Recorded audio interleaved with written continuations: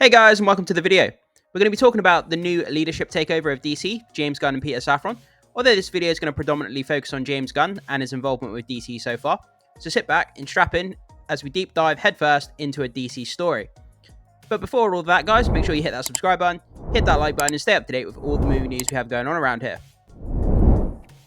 So guys, this article comes courtesy of boundingintocomics.com. I've had a little look through their website, and it seems that a lot of the stuff they talk about is kind of like controversial, or it's like censorship stuff. It's interesting reading. I'm not sure how much of it I believe, but I thought I came across this article here. Is James Gunn lying to everyone about his DC plans? And I thought, this would be an interesting topic of discussion. I might not necessarily believe everything that's stated in this article, but let's go through it anyway, guys, and see what it has to say. So, when you are the common denominator of the problem, you may be the problem. So yeah, it's basically alluding to the fact that James Gunn has taken over DC Studios, even though his first project, Superman Legacy, hasn't come out yet. There's still been a lot of issues with actors swirling around at DC, and it's basically pointing to the fact that James Gunn could be the problem as to why these problems are happening. So let's keep going. It's been a rocky first year for James Gunn official takeover as head of DC Universe, after he was hired by David Zaslav in the wake of the Warner Brothers Discovery merger. When James Gunn was given the keys to the kingdom, it was believed that he would be ending the film universe started by Zack Snyder with Man of Steel and instituting his own vision moving forward. At one point, he even said, quote, "The Flash resets the entire DC universe." However, fans were still left in an awkward position of figuring out what was going to happen, with their favorite superhero actors before James Gunn was put in charge of DC. There were many questions regarding the future of Henry Cavill as Superman. Yeah, so obviously it's a well-known fact, in our circles of cinephiles, as you like. All the issues going on with Henry Cavill. 1 minute he was in, 1 minute he was out. Nobody knows what was happening. Obviously, he appeared in the end credits of Black Adam, and he wrote a tweet saying that he was coming back, and then it turns out he wasn't coming back. So that was a lot of issues with Henry Cavill's return. That was a roller coaster of emotions, man. Henry Cavill was the man, and to hear that he was coming back, that was a good day. When he wrote that tweet saying he's coming back, like, oh man, that was a good day to be a DC fan, to hear that Henry Cavill was coming back. But then in the following weeks, to hear that he wasn't coming back, it was like the opposite, man. Like, that was just such a roller coaster of emotions, guys. So 6 days before Gunn and Safran officially assumed their roles as DC Studios, at DC Studios, on November 1st, Cavill said in an interview that he was looking forward to playing an enormously joyful Superman, that he was very excited about Gunn being hired. The excitement didn't last long. So, a little over a month after confirming that he was going back to playing the role of Superman, Cavill posted another message saying that he would not return. He goes on to say, quote, "I will, after all, not be returning as Superman." So yeah, when it came out after the Black Adam end credit scenes where he shows up and then all of a sudden he's not playing Superman, like, everybody was kind of shocked and like, what the heck is going on? 1 minute he's in, 1 minute he's out. Like, what?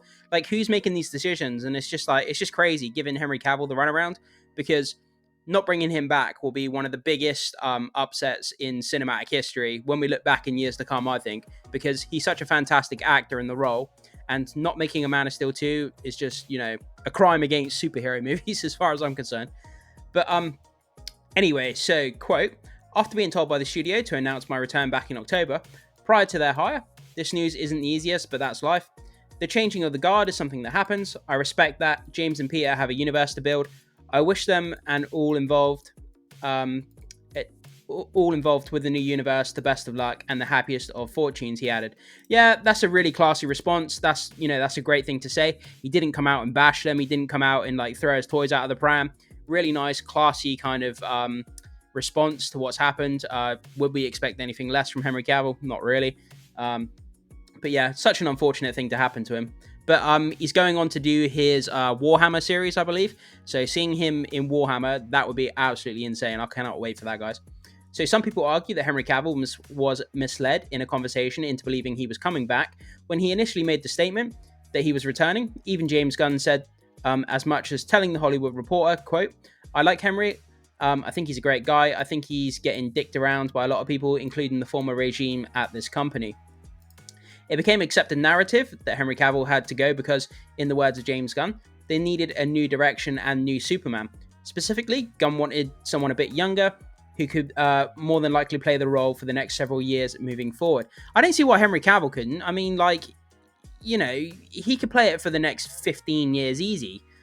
I don't understand that argument. I will never agree with that argument that Henry Cavill's too old. I think that's just crazy.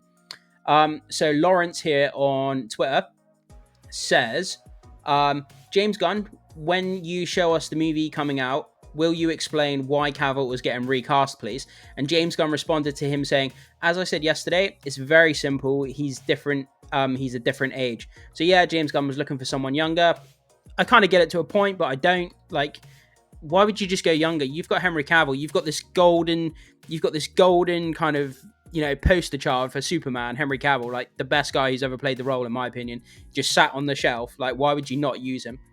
However, when James Gunn finally found his man, actor David Corenswet, who was a 30-year-old, turns out Corenswet will be older than Henry Cavill was in The Man of Steel in 2013, when James Gunn's Superman Legacy movie hits theaters. Yeah, so there you go. He's going to be older than Henry Cavill was back in 2013. So the age difference isn't that massive, to be honest. So the question then became, was Henry Cavill's removal from the role of Superman something personal rather than a creative decision?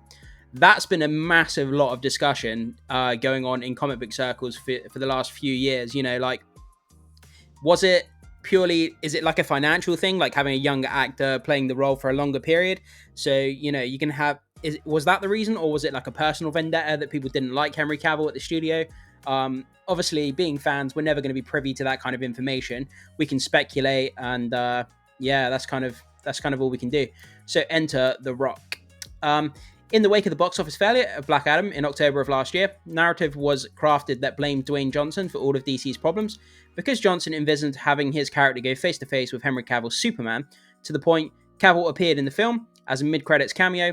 Insider at Warner Brothers accused him of playing a power play against James Gunn. There he is. There's the golden lad right there. Look at that guy there. Like, I'm not having a bromance or anything, but that guy there, how, like, look at him. He's just perfect guy to play Superman. Yeah. It's a crime, I tell you, a crime. And he says, a very small taste of what's to come, my friends. The dawn of hope renewed. Thank you for your patience. It will be rewarded.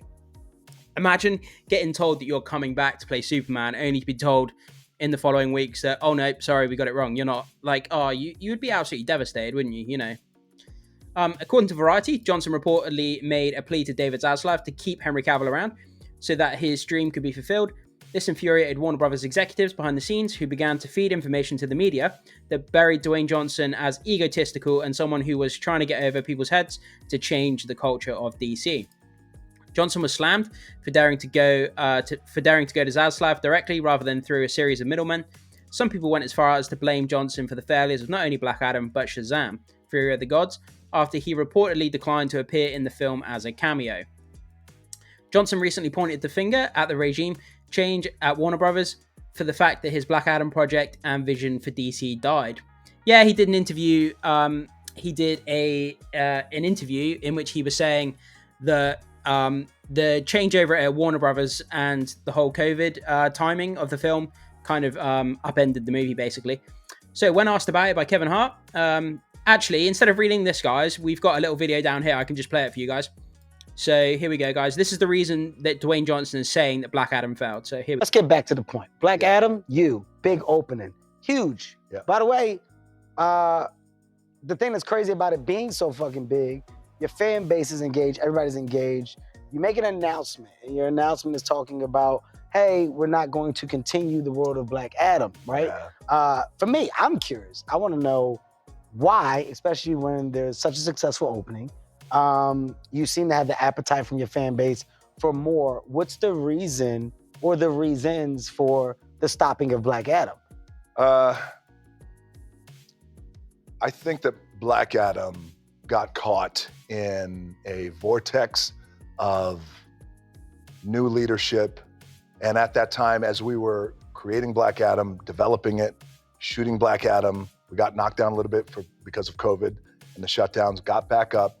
there was so many changes in leadership. And as you know, anytime you have a company, but especially that size and magnitude, that's a publicly traded company, and you have all those changes in leadership, you have people coming in who creatively, fiscally are going to make decisions that you may not agree with philosophically. So I kind of get where Dwayne Johnson's coming from on that point, because we've all been in a position where we've had a job and the leadership have come in and they've made a decision about something that we do in our jobs that we don't completely agree with. But as they're our superiors, we have to follow their lead, even though we might not necessarily agree with it. So I can understand that The Rock could be put in a difficult position if he had a creative vision for Black Adam, but the leadership basically was saying no. He wanted Henry Cavill to be in the film, and then the leadership were probably basically saying no because they don't want Henry Cavill. And that kind of put him in a difficult situation. So I kind of understand what he's saying about that. But let's keep playing the video for a minute, guys.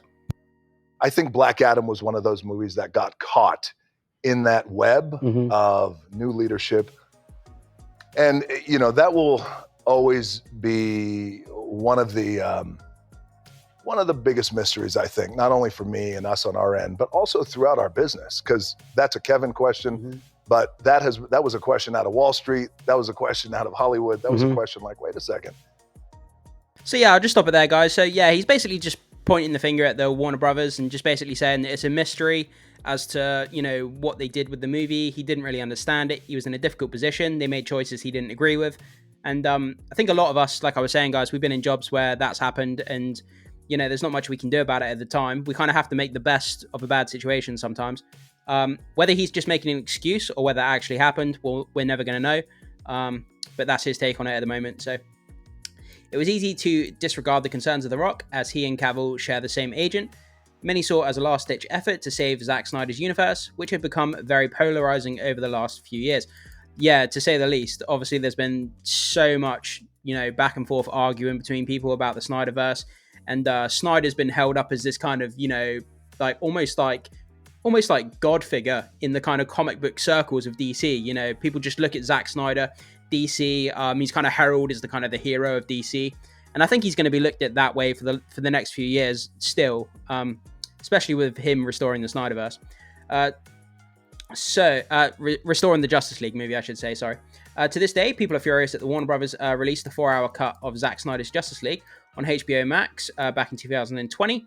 The resentment towards the Snyderverse may have blinded the ability to see there has been one common denominator with the issues between the former stars of DCEU and James Gunn. So we're getting to the James Gunn stuff now. However, there was a third party involved in all of this as well, Ben Affleck. Gunn noted back in December that he wanted to work with Ben Affleck and had a meeting with him. He tweeted, quote, "Met with Ben yesterday precisely because he wants to direct and we want him to direct. We just had to find the right project." So yeah, Jeff here on Twitter just basically says, could Ben Affleck direct? And then James Gunn just repeated the same thing I read. Met with Ben yesterday precisely because he wants to direct and we want him to direct. We just have to find the right project. A lot of people were hoping he was going to direct the Batman movie. So, however, Affleck made it crystal clear he had no intention of working with Gunn. I would not. And then he basically said, Affleck said, quote, "I would not direct something for James Gunn, DC, absolutely not." He continued to say, "I have nothing against James Gunn, nice guy for sure, but nice guy, and I'm sure he's going to do a great job. I just wouldn't want to go in the direction in that way that they're doing that. I'm not interested in that," he elaborated. So there was something that's turned him off to directing a movie with DC and James Gunn. He obviously wasn't interested in the creative vision or direction that James Gunn was taking, so he kind of bowed out on directing a movie. Then came the Gal Gadot situation. Yeah, this is kind of where we're up to now. She came out saying that she was going to play Wonder Woman 3, and then it turns out a week later that wasn't true. While promoting her upcoming Netflix movie entitled Heart of Stone, the Wonder Woman actress told media outlets that she had spoken with James Gunn and Peter Safran, and they had assured her that they were going to work on Wonder Woman 3 together. And then she goes on to say, quote, "I was invited to a meeting with James Gunn and Peter Safran, and what they told me, and I'm quoting, 'You're in the best hand. We're going to develop Wonder Woman 3 with you. We love you as Wonder Woman. You've got nothing to worry about, so time will tell," Gadot said to Flaunt. So, unfortunately, what happened next is Warner Brothers threw Gal Gadot under the bus by denying her claim that she would be returning as Wonder Woman for a third film. Warner Brothers insiders clarified to Variety that the studio had never made any concrete promises to Gadot for returning and reprising her role, nor had they had any definitive discussions regarding the matter. So what she said here in a quote, I was invited to a meeting with James Gunn, Peter Safran, and they told me, I'm quoting, you're in the best hands, we're going to develop a Wonder Woman 3 with you. So there has to be somebody who's lying here, but I don't understand why either side would lie about this, because what do they have to gain from it? If Gal Gadot comes out and lies about a meeting that she had with James Gunn, that's just going to ruin her reputation as an actress. But then why would the studio lie about making a Wonder Woman movie and then come out and say that they're not making it? I don't understand what they would have to gain, either side would have to gain from it. Basically, they called Gal Gadot a liar. Yeah, so she's come out and basically looked a bit silly, because imagine if you're an actor or an actress and you come out and say, oh, I'm going to be in this project, and then in the following week you're like, oh no, I'm not. The studio comes out and basically says, no, she had no idea what she was talking about. The studio basically, like it says in the article, kind of threw her under the bus and made her look a bit stupid, which is unfortunate. After the last year, the question has to be asked: who do you trust is telling you the truth, Gal Gadot or James Gunn? There's an old saying: if you run into an a-hole in the morning, then you run into an a-hole. But if you keep running into an a-hole in the morning, then you're the a-hole. I remember hearing that a few times, that saying. It's quite funny. Yeah, the fact that now several A-list stars within DC's cinematic universe have had a falling out in short succession with Warner Brothers in the wake of James Gunn's hiring begs the question on whether James Gunn is the problem. Like it said at the beginning of the article, he's the common denominator. So if these people are all falling out with James Gunn, or something's happening behind the scenes that we're not privy to, is he the issue? Who knows? I mean, it's something that might come out in future times, but as much as James Gunn was loved by the cast of Guardians of the Galaxy to the point that when he was fired by Marvel Studios for tweets he made revolving around jokes about children, the complete opposite seems to be the case in regards to James Gunn's reception within the cast of the DC universe. Dwayne Johnson is an actor who's always been credited with his easy-to-work mentality and generally likable personality, except for Vin Diesel. Obviously, those two had a feud. Everybody knows about that. Making it puzzling to hear stories about Johnson's ego being blamed for the death of Black Adam and Shazam! Fury of the Gods. It's worth noting that nearly $400 million worldwide Black Adam did last October far surpasses any DC project that has come out in 2023. Yeah, man, their slate of movies recently, wow, they've just been plummeting off a cliff. So bad. And it looks like Blue Beetle is set to continue that trend, even though all the reviews have come out recently. I've done a video on it, by the way, guys. The early reactions for Blue Beetle look really positive, and everyone's saying that it's a great movie. It's still going to flop on its head because of the DC track record, but unfortunately that's something that we're going to have to be witness to. Which includes the heavily promoted The Flash movie, and James Gunn was on record claiming it to be one of the greatest superhero movies of all time. Yeah, I'm not sure how he could claim that that's one of the greatest movies of all time. The Flash was awful. The CGI was bad. The story wasn't good. The costume was kind of okay. But with the information that we have available, we can only make one of two conclusions. Either the actors who are once involved with the DCEU have all been lying to the public regarding their status within the company, or James Gunn is lying to the actors themselves. But what reason would he have to make lies? That's the thing I don't understand. Do you trust James Gunn more than you trust Henry Cavill, Dwayne Johnson, Ben Affleck, and Gal Gadot? That is a question that is impossible to answer. I don't know any of those people on a personal level. I'm guessing you guys don't either. So we don't know. We don't know how they do business dealings behind the scenes. We don't know if they're trustworthy people. They could be. Who knows? Actors that you see in Hollywood in interviews, it's all a front. They're not. That's not who they really are in real life. They put on a public persona to make themselves look good in front of the public. So what these actors are like behind closed doors and doing business, they might be completely different people. We have no idea on that. James Gunn's Superman project is 2 to 3 years away from ever seeing the light of day. There isn't anything else regarding the future of DC that has anyone excited enough to make them part with their hard-earned dollars.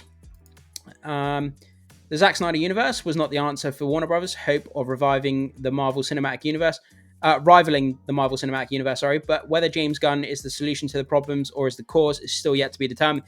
Yeah, I mean, when obviously Superman is going to start filming early next year, I believe. So if we start getting loads of reports about on-set problems between James Gunn, actors and writers and stuff like that, then we know we know that James Gunn is then the problem. If we start hearing a load of on-set issues, and if things get delayed, or the shooting of the Superman Legacy movie doesn't go smooth, if more problems keep popping up over the next few years, is it possible they could have another leadership change over at DC?